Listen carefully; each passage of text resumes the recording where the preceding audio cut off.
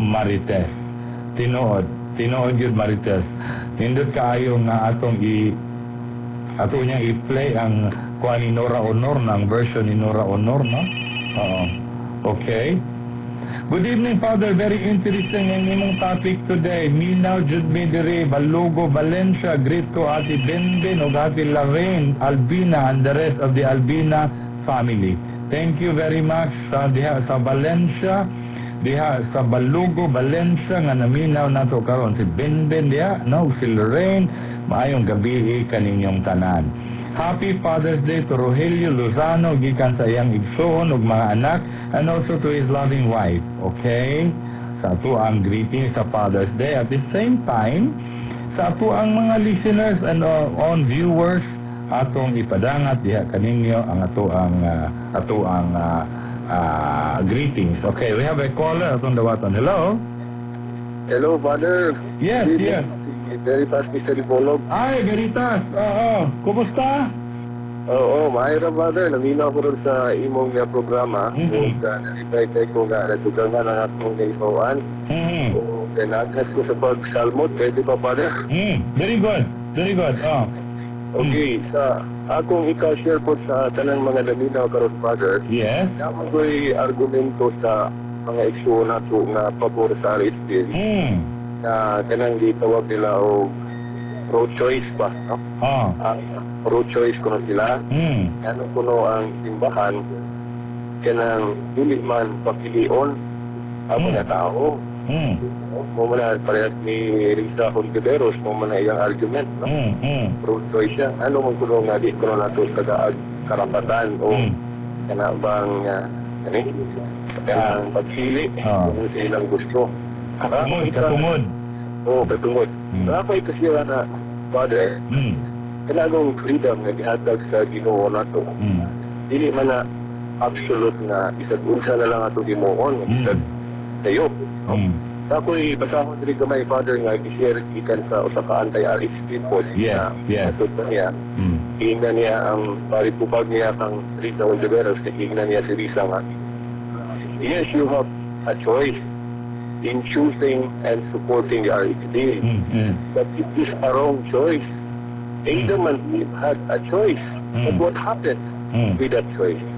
They brought sin, the original sin, into the world, a curse that made all men suffer. So, kanang freedom, kagihatag sa Ginoo nato, dili na freedom nga bisag unsa lay atong ginuon. Kinahanglan yun, pilion na to, kung mo pilion na to kung correct.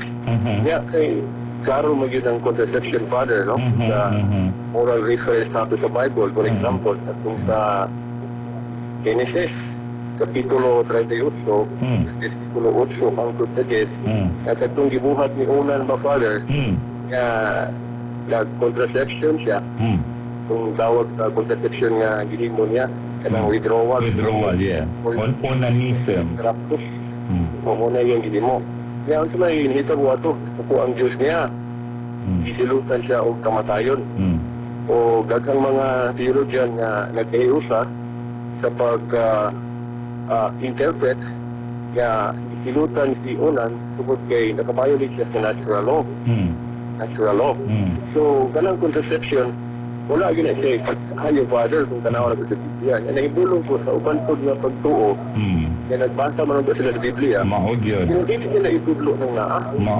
Hindi nila itudlo mo ng naa. Klaro man yun ang contraception nga. Binigyan mo sugot ang ginawa na. Dayon, kapasumpay, Father, hindi na lang. Nga nung ako, no, isip Katoliko, utuhod ko sa simbahan.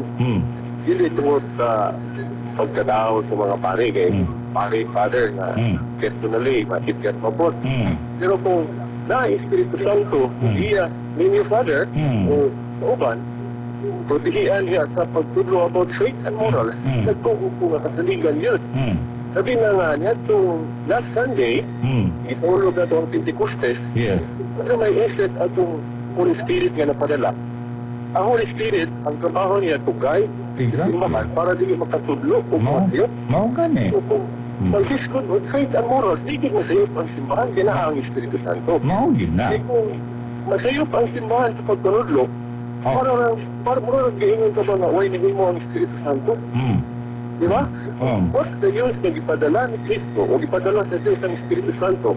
Kaya, masaya po rin yung simbahan sa pagpanudlo na ito, anak. Mauman. So, mauna, Father, nga, bisan mga tao na mo, kamong mga pari, isalik ko sa inyong itulog, kung sinay, Espiritu Santo, mag-iyan ninyo, hindi mo masayot sa pagpanudlo ako sa itan mo. Kaya, Father, yung mga upata lang katudling sa Biblia, kaya, pinakaligo na kong basihan nga nung matuog ito ninyo, no? Mga ministro sa Ginoo. Sa 1 Timothy 3:15, gingon, but if I tarry long, matutali St. Paul, that thou mayest know how you oughtest to behave thyself in the house of God, or the church, which is the church of the living God, the pillar and ground of truth. Ground of truth ko na ang simbahan. Ito pa, ang mga tinuod o katotohanan, kumbaga sa Tagalog pa, na sa simbahan. So, kung gusto sa tinuod, maminaw sa simbahan. So, mauna nga, biblically, kita nga maminaw kita simbahan, hindi kita magpagahay-kahig ulo. Lari na sa San Lucas 10:16, ingon sa Kristo nga, ang naminaw ninyo, akong simbahan, naminaw sa bako. Ang wa naminaw ninyo, sa minaw na ako.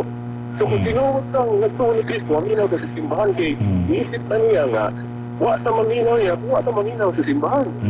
Kaya, Father, sa Matthew 18:18, ingon, verily I say unto you, whatsoever ye eat, the church, no, shall bind on earth shall be bound in heaven. And whatsoever ye shall lose on earth shall be loosed in heaven. So parang isang unsa ibili mo na ang bagong palaot na magkakaroon, no?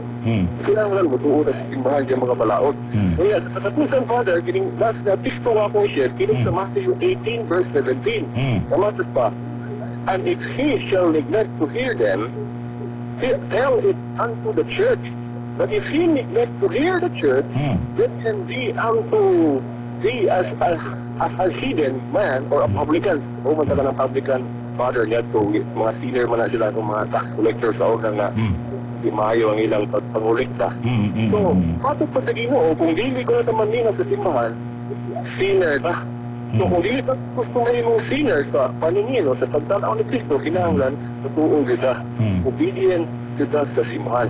Sabi na kung nakadungog ka itong i-share ni Mother Teresa na manggaligoy kopya, Father, nga kinahanglan kita mga Katoliko, obedient kita sa simbahan.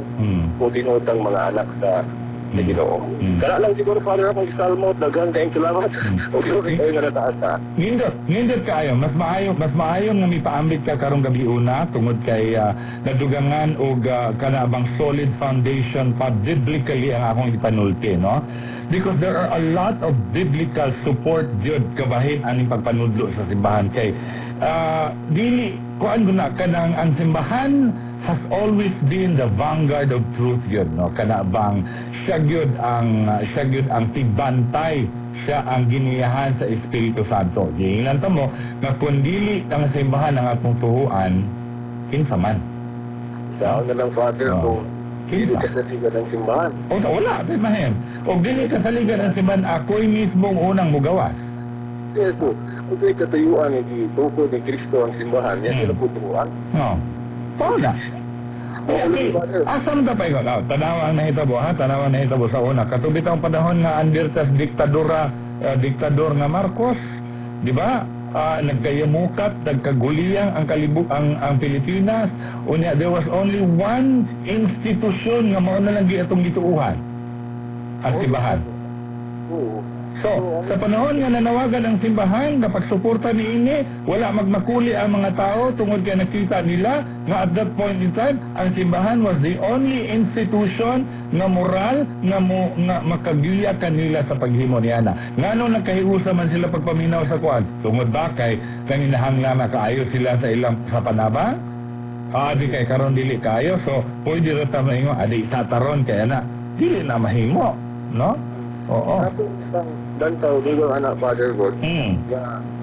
Mura lang ilang pangmanto na parehas atong mga Hudiyo sa una ba nga ilang gitanaw si Kristo sa iya lang pagkatao. Dini anak rin ni Panday dito tuwa ni. Yeah. Wala ka matanaw ang mensahe. Mao po na akong nakita ron sa mga pro-RHB. Na ilan bitanaw ang mga pari nga mga tao rin, nasibyat rin. Wala nagsipalo, nila ang Espiritu Santo gagihan ninyo. Na di mo masiyot pagpanudlo about faith and moral. Exactly. Kung wala lang yun, Father, ang ako talbog yung tinataas. And take note, dili kini akong gisulti karon, this is the teaching of the magisterium of the church. Pasabot niya na nga doon kay usag yun ang simbahan nga kini mo ang sakto. Kay kundi kay kini giusa man simbahan nga kini mo eksakto, wala tayo mahimo ni ana but to say yes to it because we believe that the Holy Spirit is guiding and enlightening the magisterium in teaching the faith and morals. Okay, mayroon sila, Father, na talang kita na lang kuno, gusto ko na sila nga moawat at ubang natin. At salamat yan ita nga wala tama parehas nila. No man. Ito nila nga maging mo disobedient. So kung kita na lang Pilipinas o ang Vatican may nagpabilin, kasalamat kita po na itong garbo at ubangan sa Ginoo. Wala tama parehas sa Amerika, wala tama pasimo sa parehas ko bang gasod nga surrender sa pauhanon lang na gusto. So kung tingog kami ko sa Ginoo, bahala nagdag kang mga nasod, mag-apil ala. Kasi kita nga nito ko sa Ginoo, dito mag-apil ala natin. Di man kita malipay yan ang atong i-violate ang yan sugo. So, kanala siguro, Father, sa pagkakaroon dagan, kayong salamat. Okay. Thank you po, Father. Thank you very much sa ato ang friend yes Dipolog si Veritas nga nang ni kuan gid in tao, nanawag gid in tao nato dire aron pagtabang sa pag-explain nato sa ato ang gisgutan karong gabi una. Nindot kaayo ang ipaambit sa ato ang isuon diha mayong pagpaminaw diha og salamat sa imong papaambit Veritas always sa pagsulod sa atong programa. Kung mga texters padayon ta tinuod jud ang espiritu mao ang espiritu sa kamatuoran pero daghan pa jud ang dili makadawat sa maong kamatuoran.